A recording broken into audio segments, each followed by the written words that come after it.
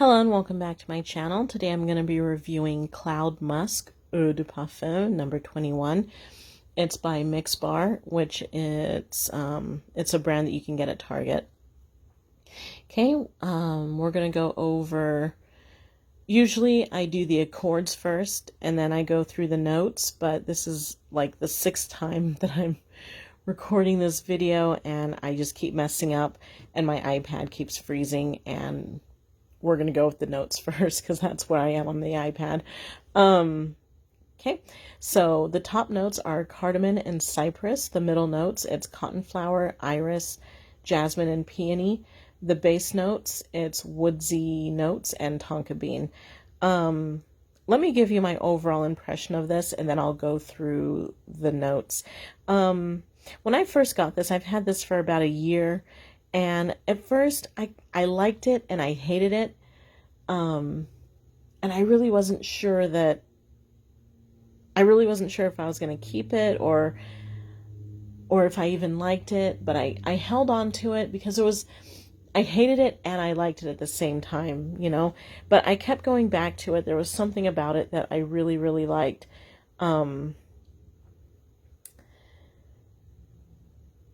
This is... it was kind of complicated for me. Like I said, I had really mixed feelings about this. There was things that I liked about it, things that I hated, but I haven't worn this for about, I don't know, 5 or 6 months. And then, you know, I decided to give it another go, and I absolutely fell in love with it.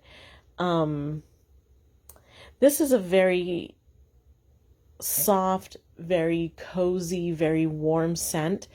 I think it's aptly named Cloud Musk because it kind of gives you this feeling that you're kind of floating on a cloud.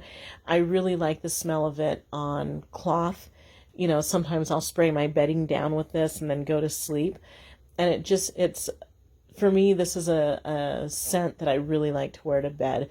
It just has that cozy, comforting feel. Let's see, on the box, I think it has like a cute, no, don't roll away. And I think, okay. An everlasting skin-hugging scent that lures you in with aromatic cardamom and sensual tonka bean, created with love. And you can also, there's a bunch of these, and you can also like mix and match them and layer them. I haven't mixed it. I've only have one perfume from this line, and I would like to eventually. I'm not a big fan of layering perfumes, but what I disliked about this in the beginning, and it's kind of grown on me, is that this has a bitterness to it. Like, it's a really soft, sweet, warm, spicy scent, and it makes you feel like you're literally floating on a cloud. And it kind of has like this gauzy, dreamy feel to it, but there is this bitterness that kind of cuts through the sweetness that still kind of irritates me. It doesn't irritate me as much as it did in the beginning. It was really off-putting to me, but now I can kind of tolerate it better. And it's one of those things where I love it and I hate it at the same time. And I don't know, if someone were to take it away, I might love it, but I could very well be like, you know what, bring it back, you know? So I don't know if this would be a pink sugar scenario where, you know, I really didn't like the one note, and then when I tried the other flankers that didn't have that licorice, you know, like burnt sugar note, I found that I missed it. So, this, like I said, this doesn't have flankers. It's just, you know, Mix Bar. It has a bunch of other scents that you can mix and match with this. So I guess I'll never know what it would smell like without the cardamom. But all I can say is that it still kind of bugs me, but I've kind of grown used to it, and I don't know if it would be the same without it. This is a really unique scent. I have to say that this doesn't smell like anything that I've ever smelled before. So it is unique. Oh no, it kicked me out. Sorry, guys. Can't get back in there. Okay. So, I kept trying to figure out what was giving it that bitterness, and it has to be the cardamom, because this iPad is not responding. Respond,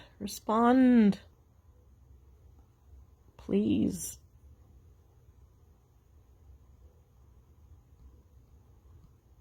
Okay, it's ignoring me.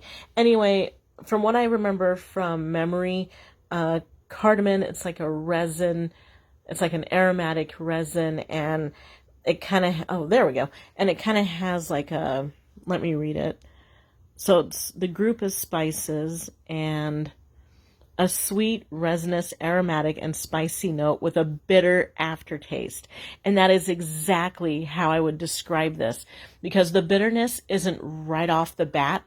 It's towards the end of the sniff. Like you smell it and you get hit with that dreamy softness. And then towards the end, you're like, what is that bitter, tangy, sharp smell, So it's like an aftertaste, but in your nose. That makes any sense. So I'm happy that I actually looked up cardamom, because I kept trying to figure out what is that bitterness that I smell, and that has to be it. And then I couldn't figure out what it was about this. I didn't have the vocabulary to really describe what I was smelling until now. Like I said, I've had this perfume for like a year, and I don't know if I just never looked up the notes or I just didn't pay much attention, but today I was looking through it, and like I said, the top notes, it's cardamom and cypress.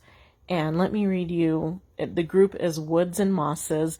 The odor profile is a dry, woody, earthy, aromatic, and very tenacious odor. What caught my attention was dry. And that's what this is. This has a very dry smell to it. And I'm thinking that smell that kind of bugs me but kind of intrigues me is the combination of bitter and dry. It's a really interesting combination. And like I said, like, I hate it and I love it. And if you were to take that away, I don't know if I'd like it anymore. Like if it was just sweet and cloudy and, I might find it boring. I don't know. But anyway, let me go over. This is taking forever. There we go. So those were the top notes. The middle notes, it's cotton flower, which is a fantasy note, iris, jasmine, and peony. And I kind of wanted to talk about, I know for sure I want to talk about the iris.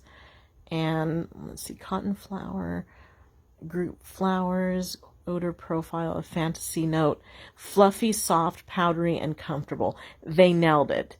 They nailed it, because that is exactly how I would describe this scent.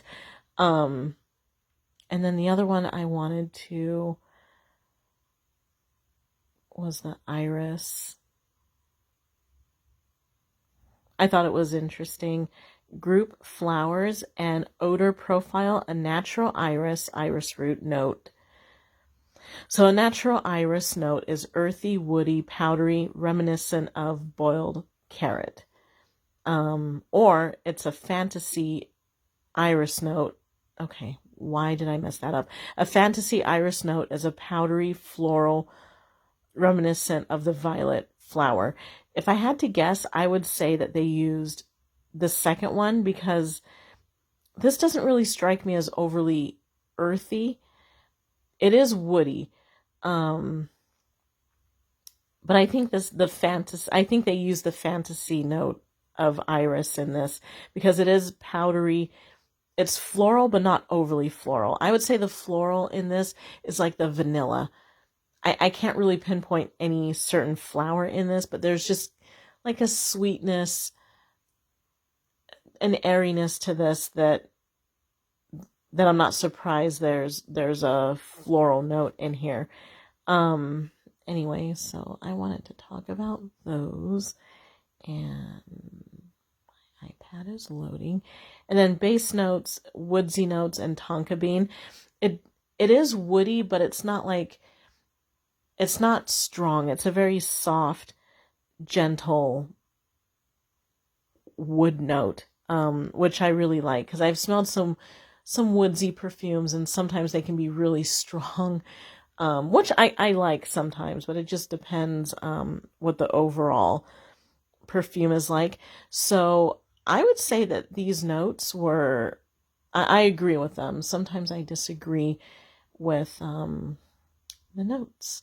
Anyway, and then the main accords, it's powdery, woody, musky, warm, spicy, aromatic, floral, vanilla, iris, sweet, and amber. I totally agree with powdery. This is a very powdery perfume, and I love a good powder bomb. It is woody. It's a soft woody. Musky, it is musky. Warm, spicy, yes. Aromatic, yes.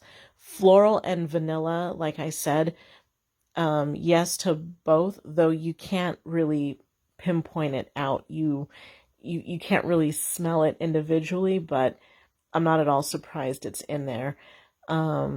Iris, yes. Sweet, yes. And amber, yes. And this came out in 2021, and it's described as a floral woody musk, which I would have to agree with. Sometimes, what they categorize it as, I don't always agree with it, but this one I think it's apt. It's correct. Let's see. Overall, I really loved this. I'm happy that I didn't throw it out or give it away. I would never throw out a perfume, but I'm happy that I didn't, just put it in a corner to collect dust or give it to someone else. I'm happy that I hung on to it, because like I said, it really, really grew on me, and I like it. And I would keep this in my collection. And, I think I might give this as a gift. I think it's relaxed enough. It's general enough that I would give this as a gift to someone. Overall, I really like this perfume, and I plan on putting it in the rotation. And when this bottle wears out, I would like to get another one, and I definitely look forward to trying the other Mix Bar scents. And like I said earlier, I know a lot of people like to mix and match their perfumes. I'm not really into that, but if I ever get my hands on another Mix Bar before this one, before I'm finished with it, I'll try mixing it and see, what kind of concoction I come up with. But I don't know. But this is what the top looks like. The bottle is totally cute. I absolutely love it. So, yeah, I give this a thumbs up. So, anyway, I had to record this like 6 or 7 times. I just kept messing up. So, I'm going to get out of here before I mess up again. Don't forget to hit the like button, subscribe, all that. See you guys later. Bye.